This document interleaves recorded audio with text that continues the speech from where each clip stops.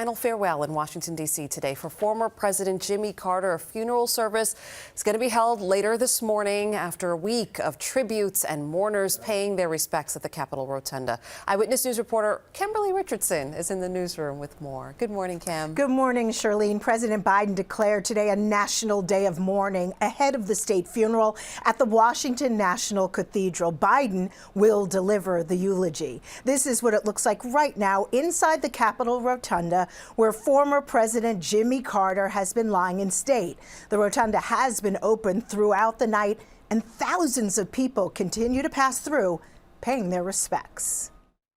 Today, the nation says goodbye to its 39th president. President Carter was the first person I ever voted for. First time I was able to vote. Just so impressed with him, the way he carried himself and how he served our country. For 2 days, former President Jimmy Carter's casket sat draped under an American flag in the Capitol Rotunda, with a military honor guard standing alongside day and night. Hundreds of people stopped to pay their respects during the public visitation. Carter to come along with the level of integrity that he demonstrated in every area of his life. He was just what the country needed at the time. I think his legacy is really his time after his presidency, that he shows that he obviously reached the highest office in the land, but then went on to still fight for causes he believed in. Among the visitors, President-elect Trump and First Lady Melania Trump.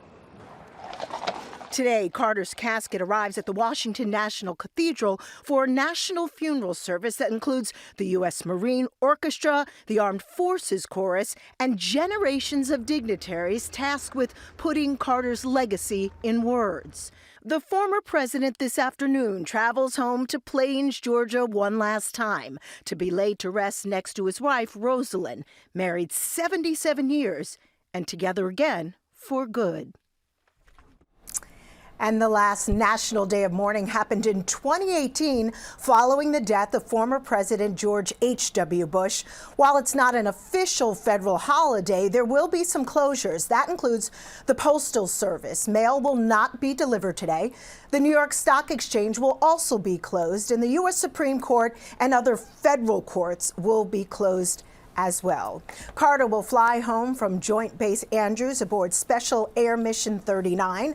A hearse will then take his remains to a Baptist church in his hometown of Plains for a private funeral.